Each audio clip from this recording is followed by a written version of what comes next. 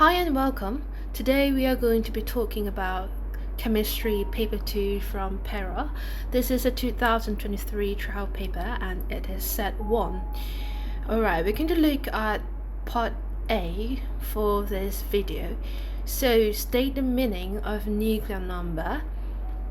Nuclear number is obviously the combination of proton number and neutron number. So we're going to make this into wording. Alright, nuclear number is the total number of proton and neutron in the nucleus of an atom. This last part here is fairly important in order to make the answer complete. Alright, next thing, state the proton number of atom X. So this is the proton number, so it is 6. Based on diagram 1, which two elements are isotopes? So isotopes, they have the same proton number, so these two have the same proton number, so element X and Y are isotopes.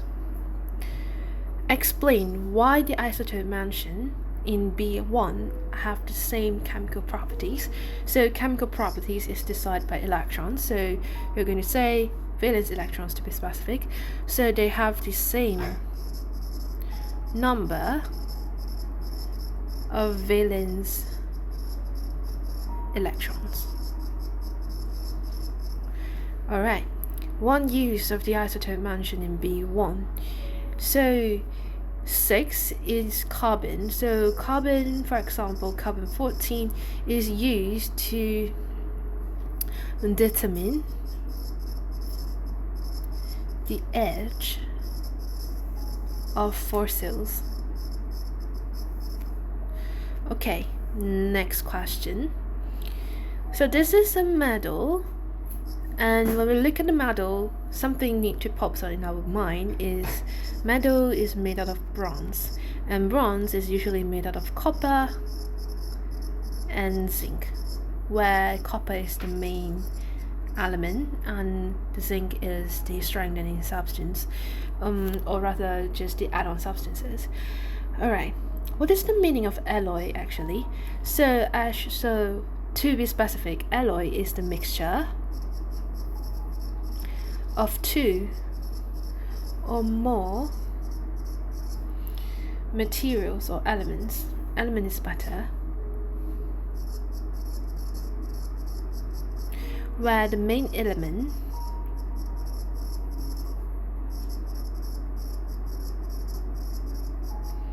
is a metal. So that's why they're called alloy. Like for metal, for medal, we are having copper, which is a medal. Alright, state element Q. Well, this is obvious, we know it from the start, it is bronze. And we need to make sure that we are not confusing bronze with brass, because it's usually confused. Brass is made out of copper as well as tin, and this is for musical instrument.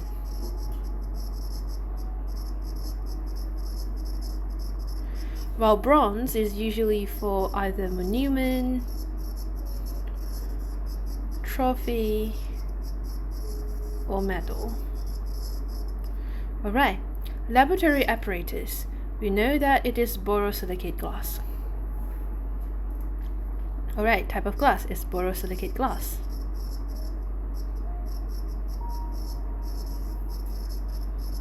Actually, borosilicate glass is coming from soda lime glass. While you add new substance into it, you got borosilicate glass. Alright, let's continue. One property of the type of glass mentioned. So when we use things like beaker, bowling tube, they have one thing. They have low expand coefficient. Low expansion coefficient. Or you can say they have high heat resistance.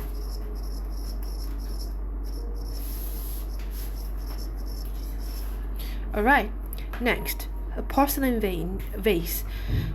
Sorry. So they're usually made out of kaolin. Kaolin is the main element that makes out of ceramic, and this is the type of traditional ceramic.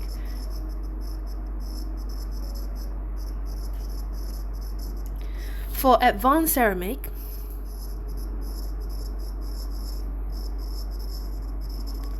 we are having things like cutting this, break this, and tungsten carbide ring. Alright, next. State the main component used in making the porcelain vase. So it's obviously kaolin, or you can write clay, they are accepted. Next, table 1 shows the element in period 3 of the periodic table of element. Alright, what does it mean by period? So period is the horizontal row across the table, the periodic table of elements. Alright, element W is a monoatomic gas. Explain. So why is it a monoatomic gas? So usually look at the electron arrangement, we are having 288, so that means it has achieved stable octet electron arrangement. Alright, 0.2 mole. Okay, 0.2 mole of element P reacts completely with excess oxygen gas, forming oxide of metal P. We need to know that oxygen usually acts as diatomic. Write a balanced chemical equation for this reaction. Element P, so we're going to look at element P, so P281 obviously is a group 1. So P plus O2, we're going to get P2O. So balance it up, we're going to have 4P plus O2 equals to 2P2O. Balance. Next, calculate the maximum mass of oxide of metal P form.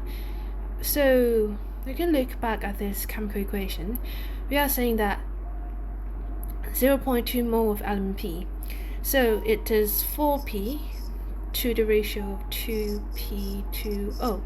So we can simplify it into 2P P2O, and we are having 0.2 mole of P,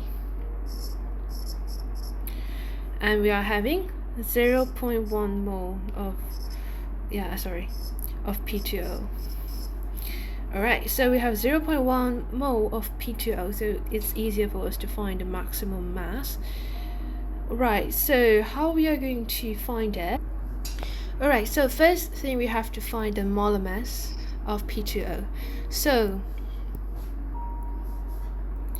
P2O, the molar mass, we are taking 2 times 11, because 11 the proton number. Sorry. Okay, so we need to find the P from, just now P, the proton number is 11, so we are finding the element in the element of the periodic table of element so we will be needing to find the element out ourselves in order to get the mass. So P is actually 23. Alright, so we're going to go back to our question just now. Alright, so come back to here, 2 times 23 plus 16, 62. So the molar mass of P2O is 62. So how are we going to find the mass? We're going to take 0.1 times 62. So we are getting 6.2 gram. Alright, so this is our final answer for this question. Next, this is talking about butter coffee, and City says this coffee you should drink to get slimmer. Butter coffee 6 months isn't bad for health. Alright, Butter is example of fat. So just extra information, butter is actually saturated fat.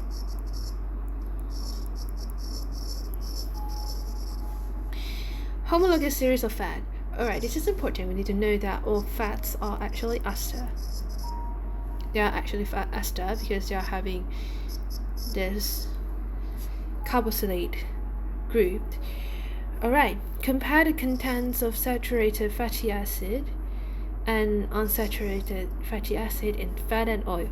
So we are talking about, I think I'm just going to answer from this question itself. So for those who are doing it on paper, you guys will have to copy the whole questions and the answer. Alright, so content of saturated fat in fat and oil. So saturated fat have more saturated fat than oil. Unsaturated fat, it has more, oil has more unsaturated fatty acid compared to fat. Because of the fat, we are having single bond between all those carbon atoms and stuff, while for oil we are having at least one double bond between those carbon atoms. Alright, so etc. So you can see it's still reactive here, so, and it's unsaturated. It still can react open arm to form H through hydrogenation. Okay, next. What advice can Amir give to Siti regarding to her diet, drinking butter coffee every day? So we have to say butter coffee, you can say butter coffee is saturated fat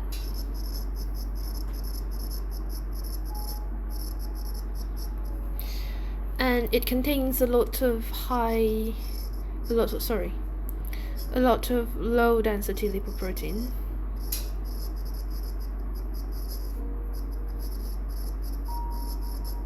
Or we know them as LDL. Alright, and it also have a risk of causing arteriosclerosis, which is the deposit of plaque in the artery. And make sure not to confuse this with arteriosclerosis, because that one is the hardening of the artery. Alright, so another suggestion that you can give, that Ami can give, is that replace butter coffee with plain black coffee, because it's just way more healthier than having a huge block of butter inside your coffee. Alright, Ali is a diabetes patient. What sweetener can Ali use in his drink? Explain. So this is important. You can have either aspartame or sorbitol or stevia. Alright, and the explanation is that aspartame or whatever out of these three has a higher sweetness compared to sugar. So imagine if we are using the same portion of aspartame and sugar, the sweetness of this might be higher. So that's why we need a small amount of aspartame compared to huge amount of sugar that we need. Alright, next. The students carried out experiment to construct ionic equation for the formation of lead to iodide by using method X. So when we look at this table, something that we need to be alert of is that it is using the method, as you can see from the question here, it is using continuous variation method. This is a simple method, as we are having several test tube and we are having a fixed amount here, and we are adding the solution in, and we're increasing in volume until one point the precipitate form is at a constant level, and that's the amount needed to react, and we are forming ionic equation from that. Alright, so now based on table 2, determine the volume of potassium iodide solution that completely reacts with 5 cm cube lead 2 nitrate solution. Okay, so we are having lead 2 nitrate solution here, and they are at constant volume, and this is the one that we're increasing in volume. So look at here, they are being constant. So the first one is 5 centimeter cube, so we are using 5 centimeter cube to completely react. They are giving us decimals, so it's better for us to write the decimals down as well. Calculate the number of moles of iodide ions that react with 1 mole of lead 2 ion. Alright, so number of moles of iodide ion, we are using 5 centimeter cube, and we are having the concentration here. So we are using the formula mole equals to mv over 1000. So the molarity that we are having is 1.0, and the volume that we have is 5.00 centimeter cube and over 1000. So we are getting 0.00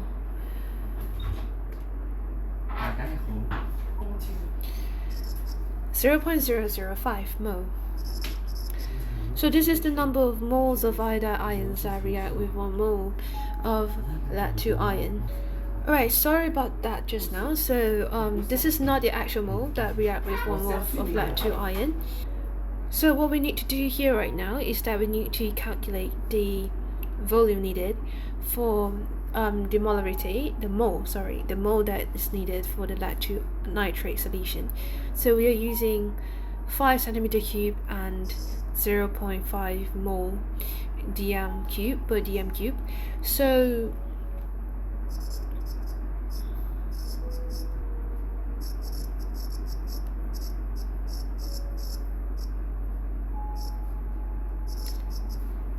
and now we're going to calculate the mole.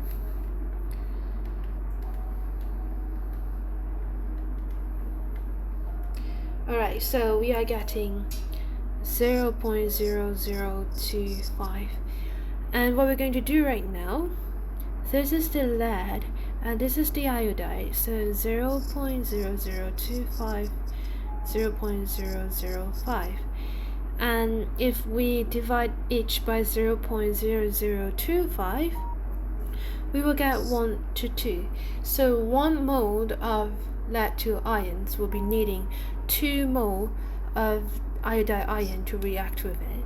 So this is the solution for this question. Next, based on answer in 5A3, which is the answer here, construct an ionic equation for the formation of lead 2 iodide.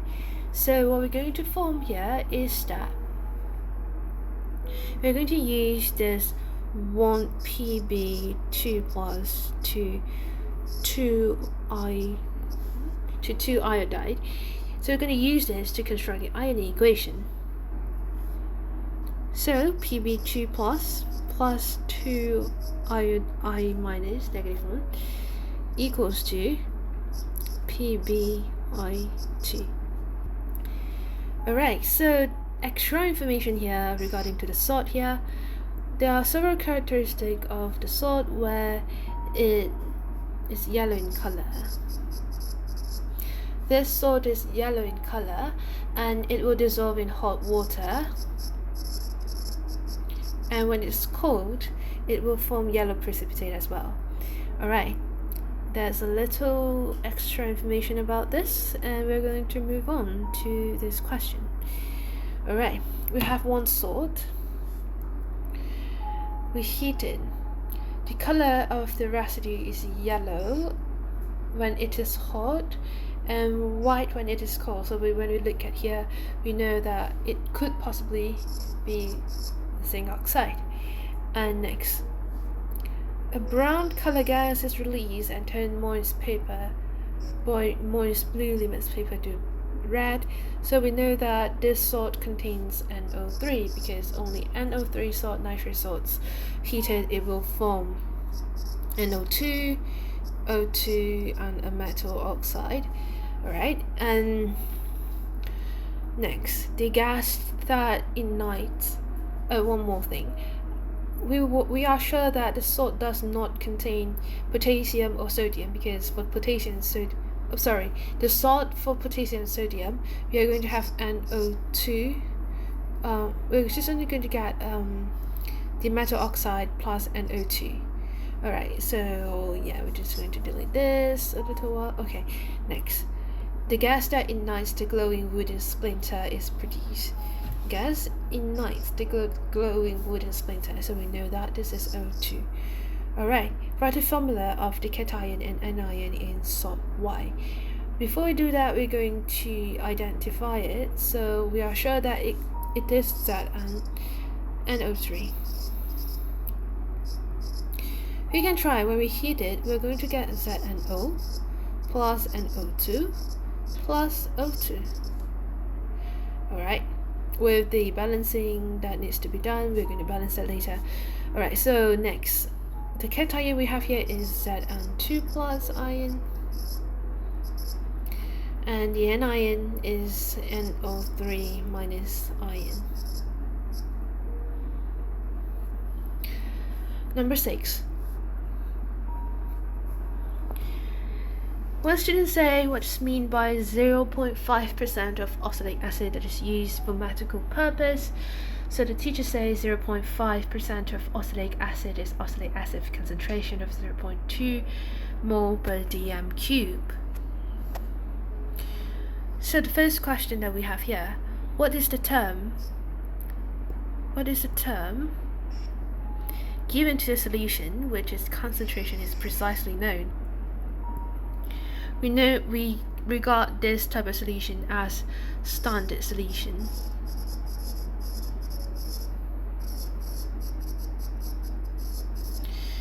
Okay, and next, oxalic acid can react with marble chips to produce a colorless gas. Name the gas produced. So oxalic acid is treated as any other acid, and it reacts with marble chips, so it produces colorless gas. So the gas that produces surely carbon dioxide. Next, Sarah wants to prepare this oxalic acid from the 0.5 oxalic acid. Calculate the volume of 0.5 oxalic acid needed to prepare the required solution. So we need to look back at this conversation where it says 0.5% is 0.2 moles, so this is the molarity. So we're going to use this information.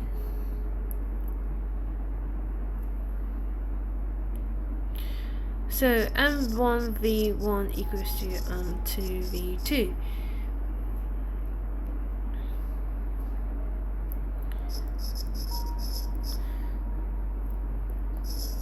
Sorry about that. Okay, 250 volume, and the molarity is 0.1 equals to the molarity is 0.2 and the volume here.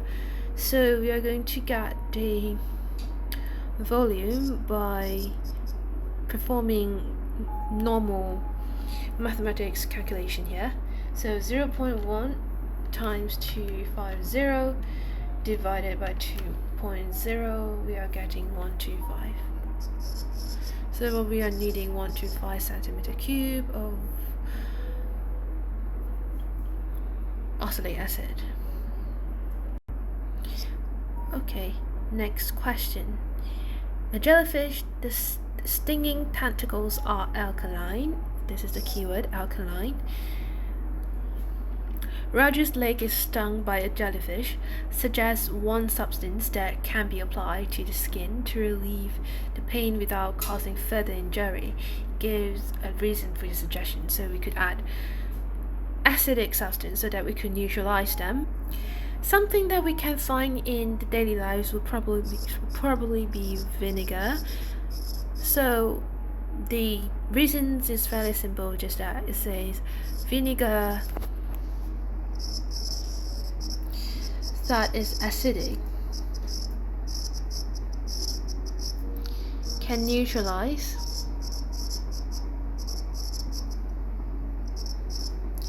the alkaline stung area by the jellyfish. Alright, next question. pH value for two acids that have the same concentration. If you look at here, we know this is a weak acid. I'm sorry about this. Alright, weak acid, and this is the strong acid. And probably we can look at the H, they are monoprotic. So weak is probably ethanoic acid, CH3COOH, and the strong acid we can have HCl or HNO3. Alright, next.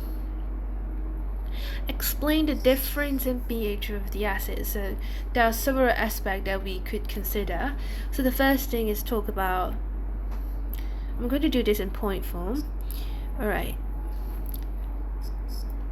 P is strong acid, while P is a weak acid. I'm sorry about this. Alright, so it's a weak acid, while Q is a strong acid. And next thing we could say is, do they ionize completely or partially in water? We could say P ionizes partially in water and produces low concentration of H+ ion, while Q ionizes completely and produces a high concentration of H+ ions. And last thing we can say, the higher the concentration of H+ ion, the lower the pH value. That's how we're going to secure our 3 marks here. Next, so this is a typical rubber or polymer questions that we are having from Form 5, Chapter 4. Okay, natural rubber have greatly natural rubber. We have one name for it. It's called polyisoprene. Greatly contributed development of country produced from it. Alright. Name the polymer of natural rubber. Alright, we have the answer here. Polyisoprene. Polymerization is the process to produce polymer. State the type of polymerization to produce rubber. So we have two types. One is condensation, and one is addition polymerization. Addition polymerization. So condensation, usually we have byproduct, but for condensation, addition we don't have byproduct, or condensation we have byproduct, and obviously these are usually coming from addition polymerization.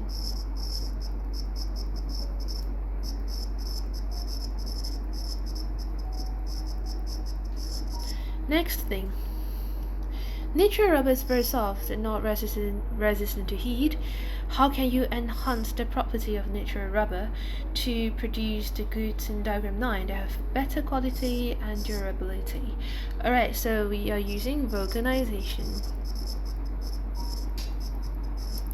And we're going to explain about the procedure because it wants us to explain how. So we're going to explain it. I'm going to use a separate color for this. Alright, so vulcanization. How do we do vulcanization? We could explain that we heat the latex. We can say we heat the latex. Heat the latex. Or we can say the latex is heated. Yeah, this is a better wording. We use this color, I think. Okay. Latex is heated. While heating,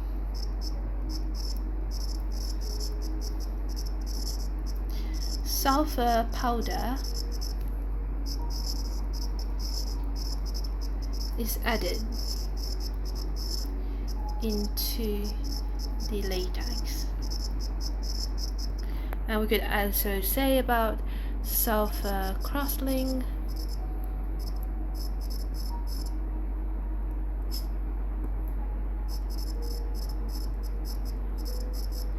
is present between the rubber polymer chains. Alright, next. Synthetic rubber is a man-made polymer synthesized from petroleum and other materials. Styrene butadiene rubber (SBR) is one example of synthetic rubbers. Other than vulcanized rubber, SBR is also used to make car tires. Many people think that SBR tires are better than vulcanized rubber. Why do you think SBR tires are said to be better? So we could say from the textbook, we could actually get the information that SBR usually used to make tire because they have higher resistance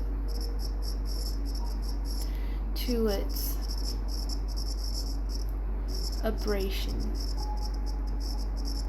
and this also makes the SBR tire more durable. Alright, next. Natural and synthetic rubber are widely used in daily life. However, the use of rubber might be harmful to the environment. Justify this statement. So there are several things that we can say. The natural and synthetic rubber, they actually contributed to the landfill problem. And next, when we are breaking down the rubber, they will actually causes the chemicals to dissolve in the soil.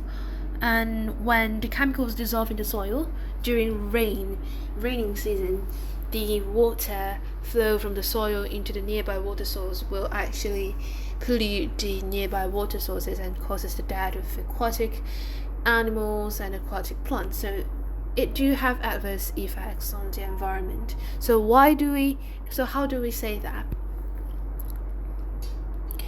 Decomposing of the rubber causes chemical material to dissolve in the soil.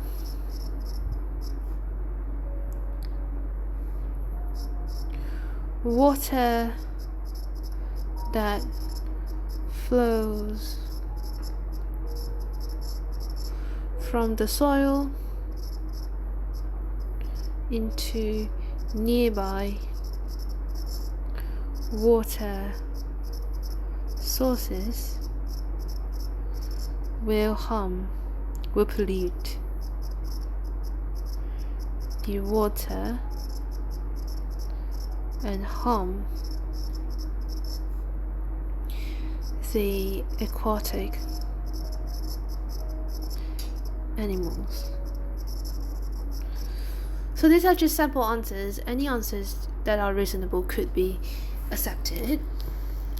Alright, last question in part A. It shows a structural formula of two hydrocarbons. So these are saturated and these are unsaturated.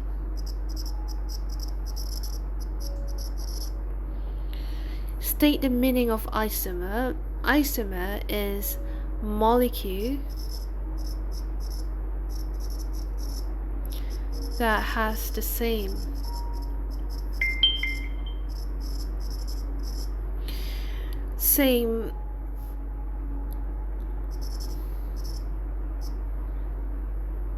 molecular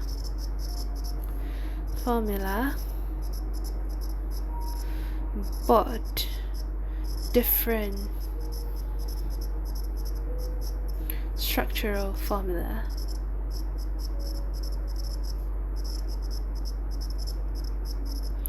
Alright, state the names of compound X and Y by using IUPAC nomenclature. So we are saying this is butane, and next we are having one here, so but one in. Okay, so this is B1 in.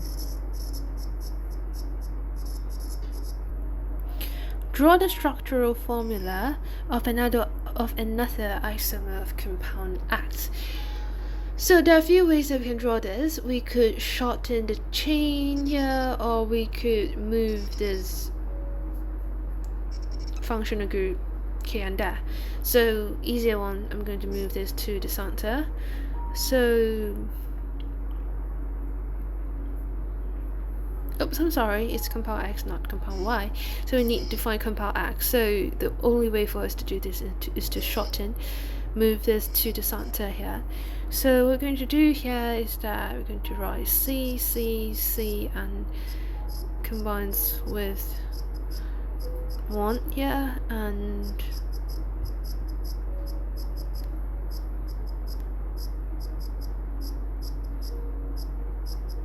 like this. Next, X and Y produce soot when burned. Compare the sootiness of the flame during combustion of hydrocarbon X and Y in excess of oxygen gas. So Y is definitely greater than X because you can see the percentage of carbon actually higher. Alright, what is the difference? So we need to calculate this. On how we're going to calculate this, we're going to calculate X first. So for X, we are having 4 carbon over 4 carbon plus 10 hydrogen times 100%. While for Y, we are having 4 carbon as well, but we are having only 8 hydrogen atom. Alright, so we're going to calculate and got the value for this. This is 82.76 and this is 85.71. Alright, so we're going to say the percentage of carbon per molecule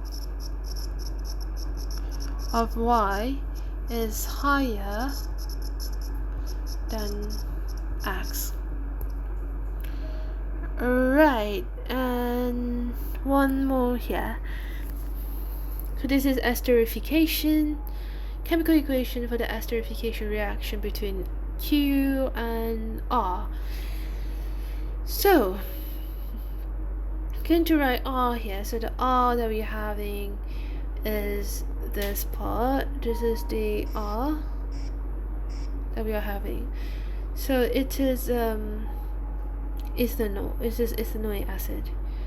So CH3COOH plus. So this is 3 carbon. So we are also knowing propanol.